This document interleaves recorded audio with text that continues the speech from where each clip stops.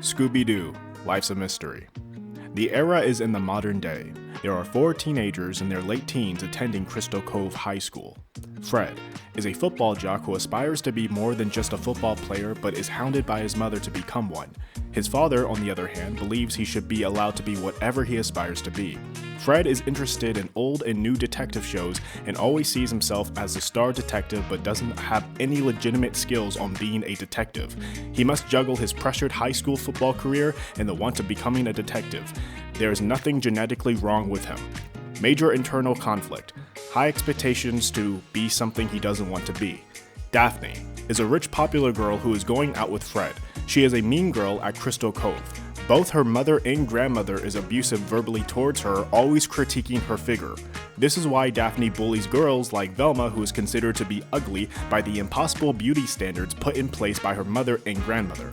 She is self-aware of the hurt she is causing. It is only self-deflecting the abuse she receives. Major internal conflict. Generational trauma.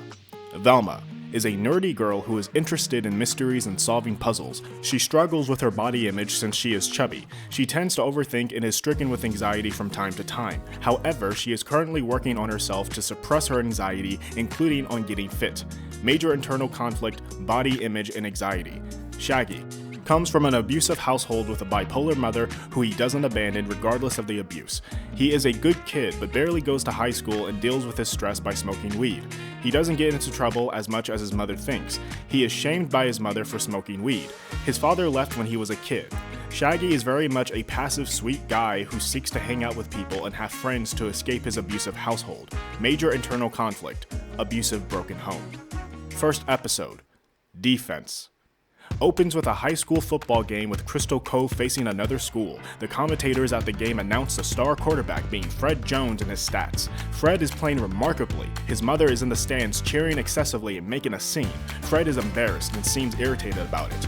Meanwhile, Shaggy is at the game with some friends who are trying to pressure him into doing hard drugs behind the bleachers. Shaggy rejects and tells them that he doesn't do those sort of drugs, which isolates him from his friends. He is only at the football game to escape his home life for a few good hours. He reeks of weed, and this is proven by him walking to the concession stand, passing by some people who give him dirty looks for smelling like potent weed. The concession stand is being overwhelmed by orders when he arrives. Oblivious of the chaos of orders being hastily shouted at first, he orders a ridiculous amount of food, in classic Shaggy style. The camera will be on his face as he states his comically excessive order to only then reveal the person who he is giving the order to, which is to be Velma. We discover then that it's Velma who is behind the concession stand, taking and making orders, and that she is severely understaffed. It's only her in there. Velma snaps from the pressure and tells Shaggy that if he wants that horrendous order, he might as well help her make it along with the other orders. This comment is only aggressively sarcastic, but Shaggy climbs through the concession stand's window and helps Velma with the orders. Eventually, they cut through the sea of orders, and the two would spark a friendship over this. Their last order would come from Daphne, who approaches the stand with her mean girl entourage. She obnoxiously brags about how her boyfriend is Fred Jones and orders a salad without dressing. Fred throws a ball that gets intercepted. The commentator announced the interception over the speakers. Velma makes a subtle jabbing remark about Fred throwing an interception, which makes Daphne go on a body-shaming tirade towards Velma, commenting on how fat she is. Velma isn't all that fat. She can be classified as chubby, at the least. Shaggy tries to step in to defend Velma, but is only degraded to being a loser stoner by Daphne, in which Shaggy recedes from the conflict quickly. The football game ends with Crystal Cove winning. Daphne is smug about it and walks away from the concession stand with her mean girl group. Fred is congratulated by Daphne, who kisses him. Fred's mother is there to over-celebrate for him, and Fred is visibly irritated by this, which upsets his mother.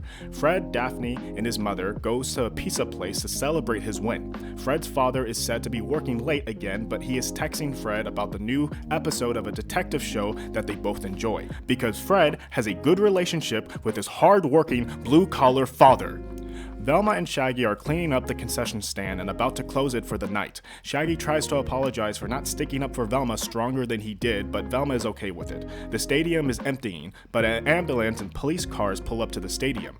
Velma and Shaggy close up the stand and investigate. Shaggy discovers that one of his friends was overdosing on whatever drug they were using that Shaggy denied earlier. Shaggy is distraught about it, and Velma decides to continue hanging out with Shaggy as the evening goes on. She takes Shaggy home with her and introduces him to her parents, who turn out to be cool parents. A mother and a father who both have stern rules, but besides that are pretty lenient. They don't mind that Shaggy smells like weed because they used to do pot in high school themselves. However, there is a moment where Velma's father threatens Shaggy that if he ever puts Velma into any danger, that he will kill him. Velma's father is a ex-respected cop of Crystal Cove. Shaggy stays at Velma's for a few hours before going home to his mother. This is where we discover that his home life is abusive. His mother is instantly cursing and shouting at him for returning home so late and smelling like weed. Shaggy just ignores her and goes to his room, where he does more weed. The episode ends with Shaggy alone in his room smoking weed, Velma in her room worrying about how her body looks in the mirror, Fred upset about his mother bragging about him at a pizza place, and Daphne being ignorantly righteous about herself, taking pictures of her and Fred, posting them on her social media. Episode 2. Scooby. It's nearing Halloween. Fred is put in a group of 4 with Velma in a biology class they share together. Velma is first hesitant to talk to Fred, but later finds out he is actually a nice guy and isn't at all as mean as his girlfriend. Fred notices Velma's knowledge on forensic science and is interested since forensic science plays a role in detective work like in the detective shows. Velma ends up teaching Fred what she knows about forensic science and other things about detective work. They begin to hang out, which leads Daphne to become extremely jealous and have conflict with Velma, bullying the ever-living hell out of her whenever she can. Another football game is coming up for Fred, but he is missing practice due to studying forensic science and investigating with Velma and Shaggy. Shaggy decides to ditch his old group of friends and find new friendships with Velma and Fred. Montage of Fred, Daphne, and Shaggy all hanging out for the first time together. Daphne gets suspicious about this and believes Fred is cheating with Velma behind her back. There is a school president named Jonathan Lee who is an obnoxious character. He brags about being school president and is just an overall asshole. There has been a surge of dogfights happening in town. It's becoming one of the town's leading issues in mystery. Fred and Velma take it upon themselves to investigate the dogfighting and stumble upon a compound where their clues have led them to be. Daphne is unknowingly following them, suspecting they are going somewhere to make out and stuff.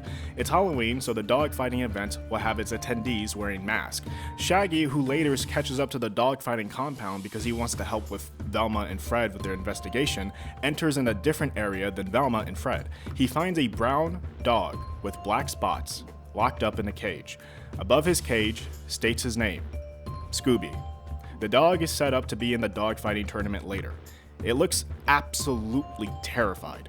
Shaggy attempts to free Scooby. Meanwhile, Fred and Velma are undercover taking photos of the event.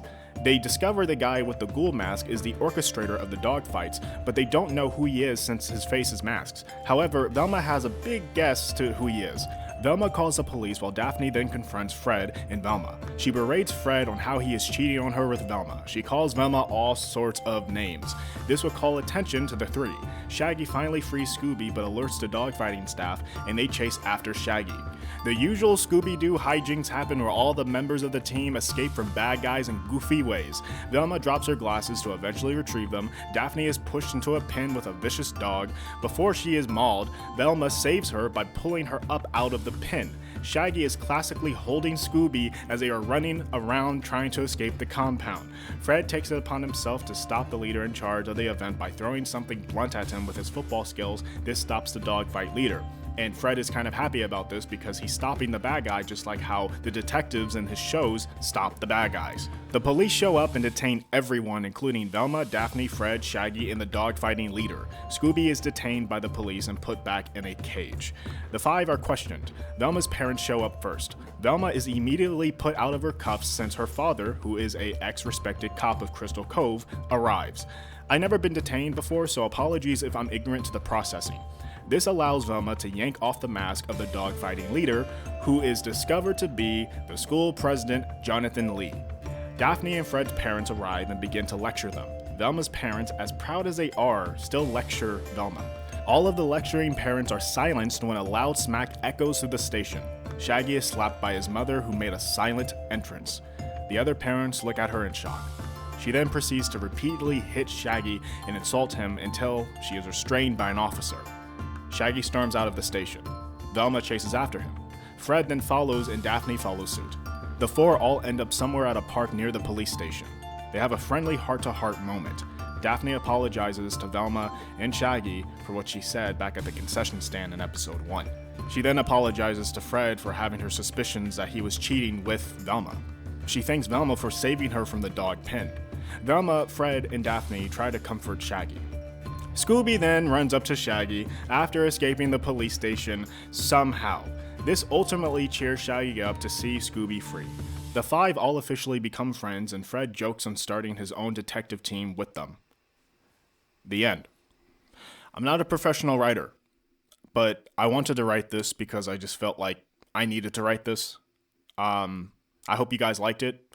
I hope it wasn't too crazy. I hope it wasn't too woke. I hope it wasn't too insufferable. I wanted them all to become friends, nothing but friends at the end. If I wrote more episodes about this, it would dive into their personal life, of course.